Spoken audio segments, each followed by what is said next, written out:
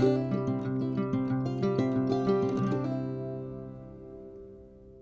good morning, everybody. It's a beautiful sunny day in Nebraska and a great day to be painting decoys. This is Tom Christie in the painting studio, and this will be session 2 of painting a Gunning Drake Wigeon. In session 1, if you missed that, we got the base colors put on the bird, and now we're ready to add a few details. It's a gunning paint job again, so we've got comb vermiculation. There'll be some quick feather additions, but shouldn't take too long to finish him up. If you're enjoying the channel and getting value out of it, please hit that subscribe button. I would appreciate it. It's free, it doesn't cost anything. My goal is to provide free resources for people that might want to carve decoys or wildfowl. It's a joy. I enjoy doing it, and I want to share that with other people. So let's get started on the Wigeon Drake. I'm going to use this primary mix of burnt umber, lightened a little bit with gesso, and I'm using a little filbert, and I'm just going to darken the center of the tail quickly and just kind of blend that out into the surrounding area. Kind of fade it into the gray of the tail.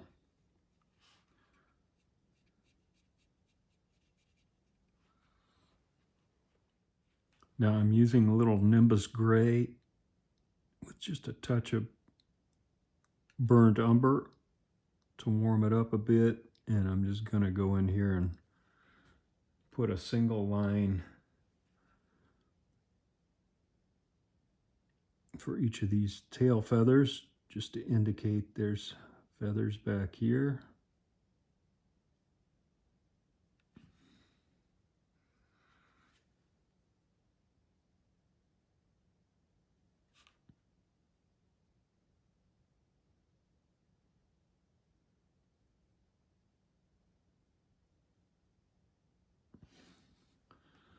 Same thing on this side. Now I'm just going to use Nimbus Grey with a touch of burnt umber and outline the primaries.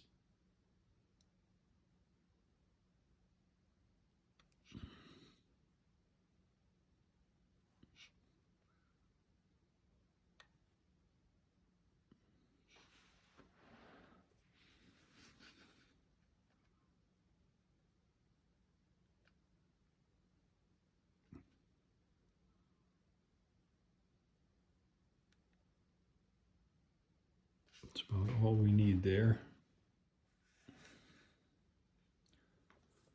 Now I've got a little off-white mixed with raw sienna and a touch of yellow oxide going into these with a little brush and just putting in a few of these characteristic kind of off yellow tail covert markings.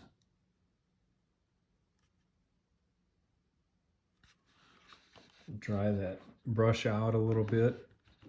Just go over that briefly with a little bit of scrubbing action.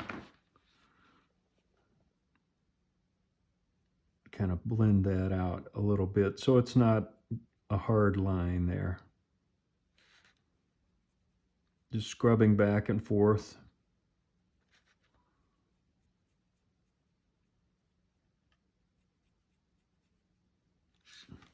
Well, like that.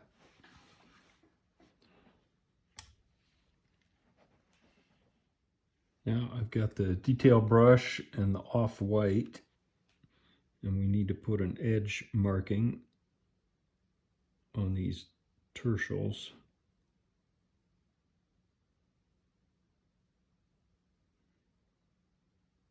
Just a single clean line on each, on the lower edge of each to begin with.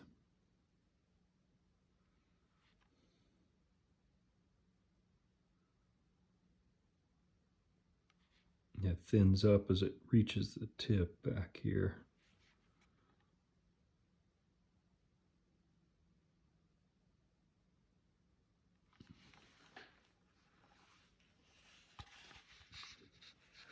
And then I'll do a little bit of a thinner line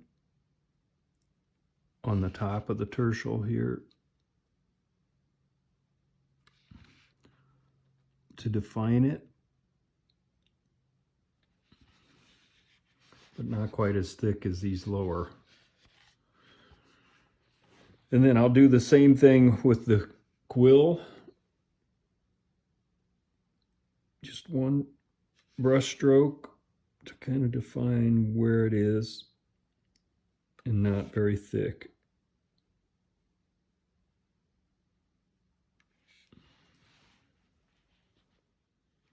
Now I'm taking a little Nimbus Grey with the burnt umber mixed in, and a little angled scrubber, and I want to lighten these scapulars near the back, and just do a quick blend and fade that into the rose color. And I'm using the scrubber so I can get down in this texture and then just fade that out as I go forward. So I'll do that across all this back row and give it a little lighter value as they approach the tertials there.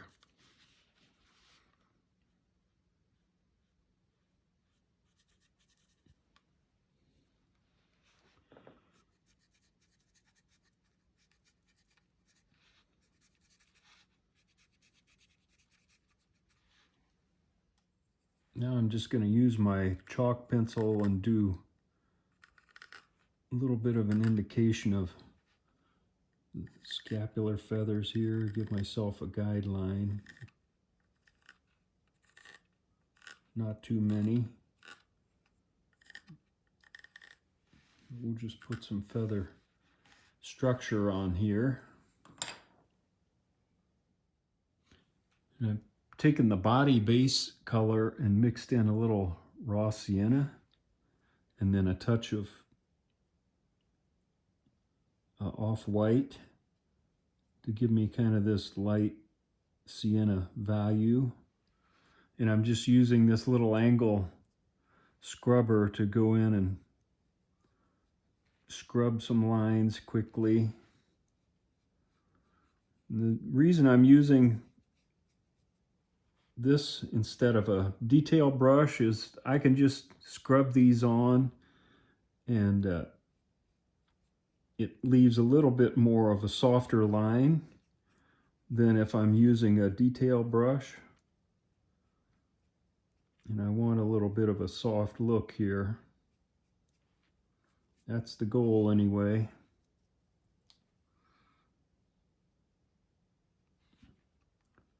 You can see I'm kind of just dabbing in a little more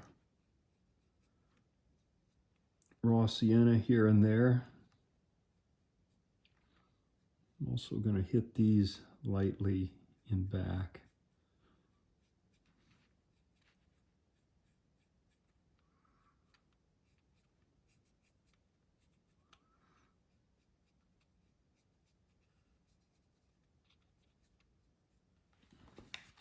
Spin that around so you can get a look at that. That's about all we need to do on both sides to give it a little indication that there are feathers there.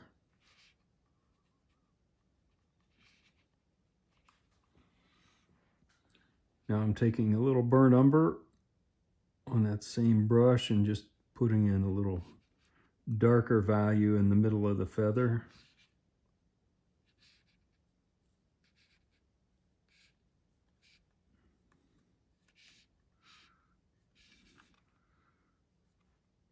Kind of like a quill, and the center of these feathers is darker to begin with.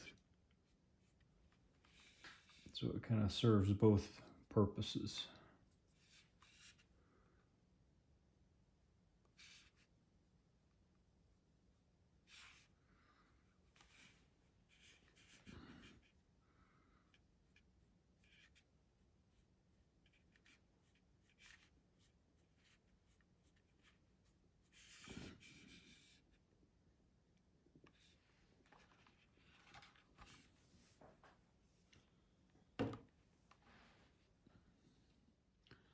Now I've got the body base color with a little bit of raw sienna in it, and I'm going to use that to go in and just do some quick highlights on the side pocket. I'm using this angle brush, and then I want to put just a few indications of feathers down here as well.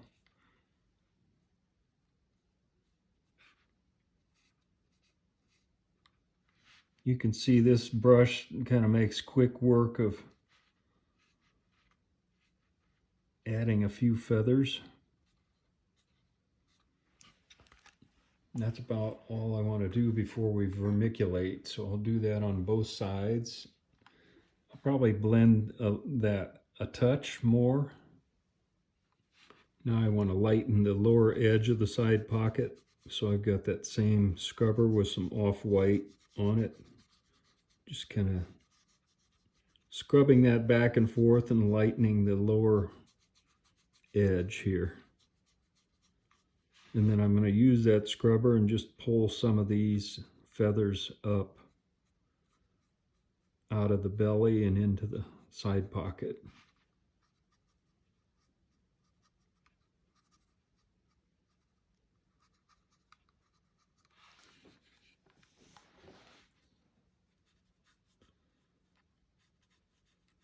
Then go back and forth, lighten it a little bit more.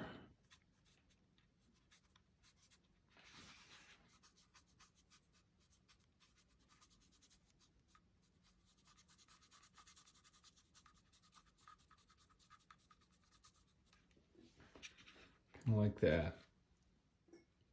For the breast, I'm using that same small brush and the original base body color.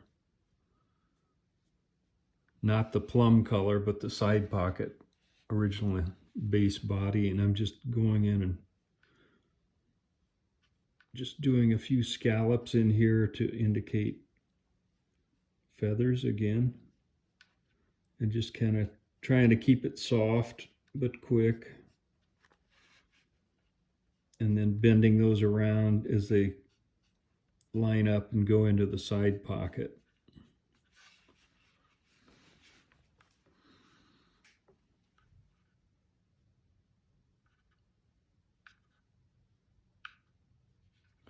So I'll work on that a little bit, but that's about all we're going to do on the breast.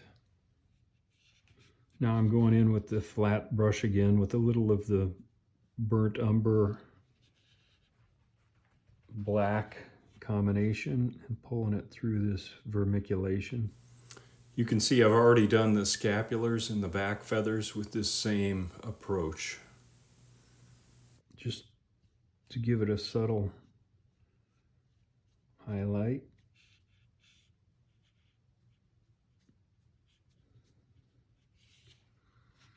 And I'm going to do the same on this neck area where we pulled a little vermiculation in there.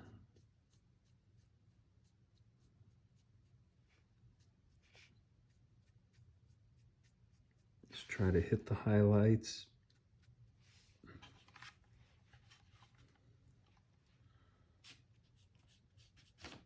You really have to keep your brush dry. If it's too wet, it'll start pulling streaks.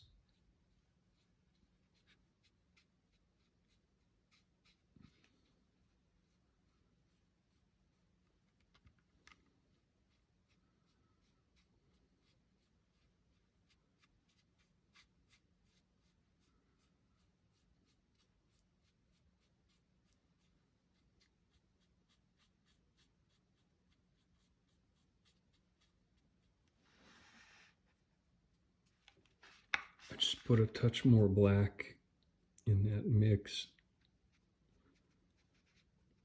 to pick up some of this vermiculation. Make sure you can see it.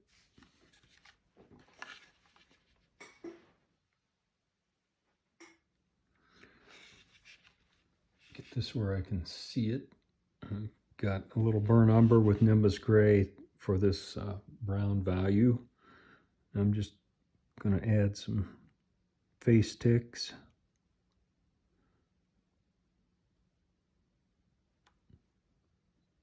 I've got a pretty wide brush here so that I get a pretty decent mark, not a super thin.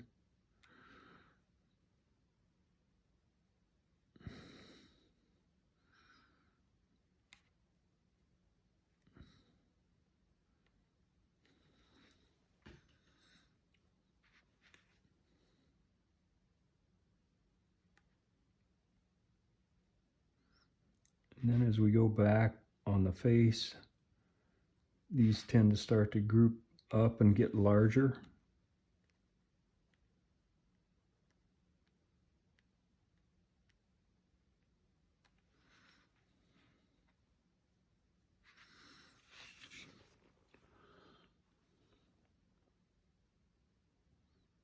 So I start making groups of 2 and 3 rather than single marks.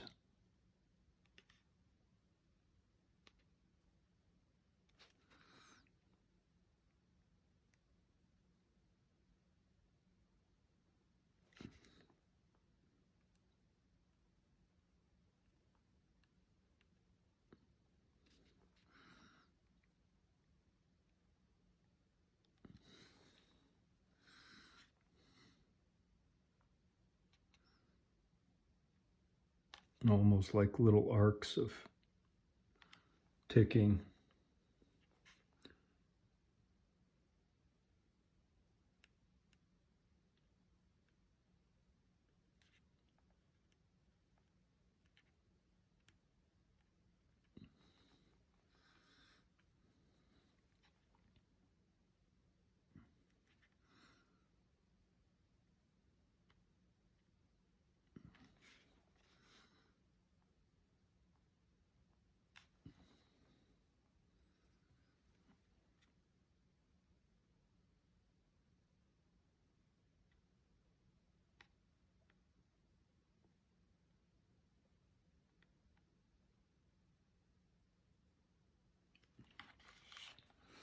So I'll work on that a while. It gives you an idea of the face tick. Just taking a little raw sienna and putting the light wash on the rear part of this cheek, kind of warm it up a little bit, give it a little more color.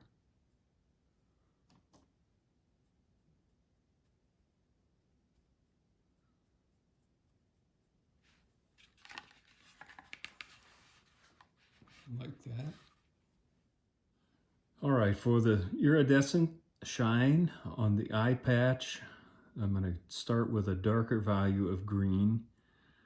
And we're going to focus in this area right here, kind of between the top there and down. Leave this dark, leave the back dark.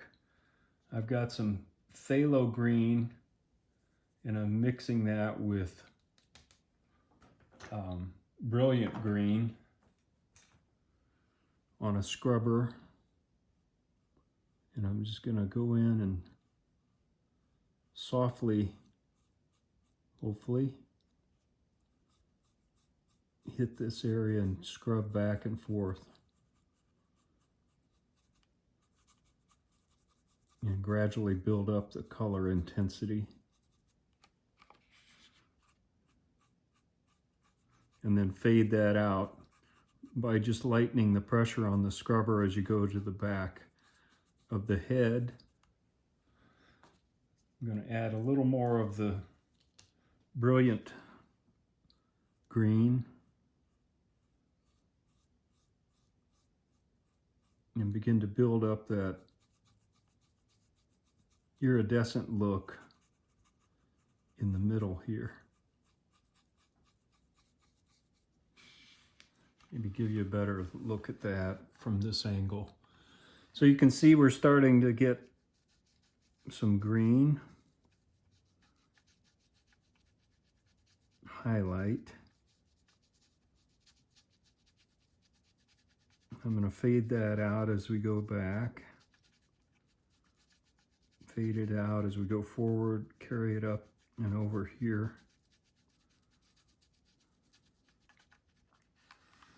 That's about enough. Now I'm going to take some of the green, the brilliant green, and just focus on this center area and build up the intensity a little bit more to give it that iridescent look.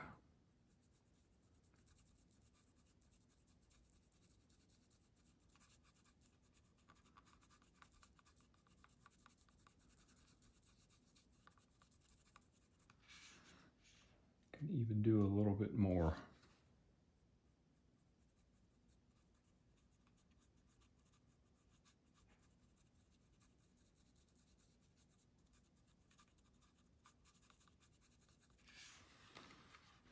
So I'll keep working on that, but that gives you an idea of that there's no iridescent paint involved here. I'm just using Sonja regular paints, but that gives it that impression of iridescence. Just use the black, carbon black, and put a few ticks along the top here between the dark and the light. And now we'll work on the bill with carbon black. Also note, I used part of the original face color, base color, and just put a little eyelid under the eye. Give it that sleepy look.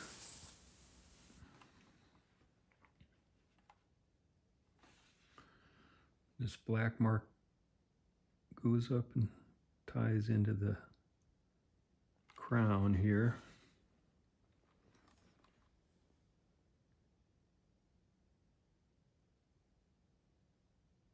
So I'm just going to check my reference and paint in those black marks. And the whole underside of the bill and the lower mandible, I'm going to paint black as well.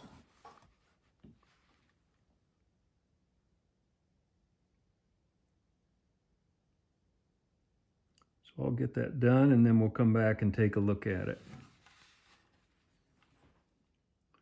Just a quick look at the bird after the bill details, just very simple.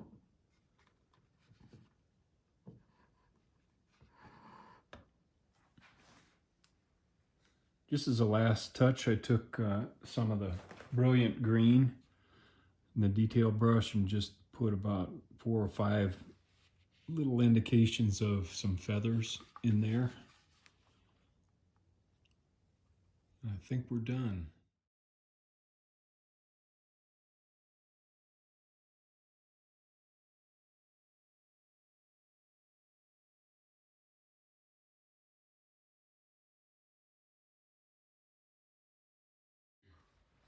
All right, everybody, that's a wrap on the Gunning Drake Wigeon. And we took this project from beginning to end, from a block of Tupelo to the finished decoy. By the way, I do seal my decoys after I let the acrylics dry with Tester's dull coat. And then sometimes I'll use a little Krylon matte finish on top of that to put a little sheen back on the decoy if the dull coat is too flat. Not always. And then I'll seal the bill with Deft semi-gloss until I get the right sheen on the bill. But I've enjoyed this project. I'm happy with the result, and I hope this series has been helpful. Until next time, Tom Christie signing out. Good carving to all of you. Have fun, and I look forward to seeing you at the Ohio show or the World show or a show down the road.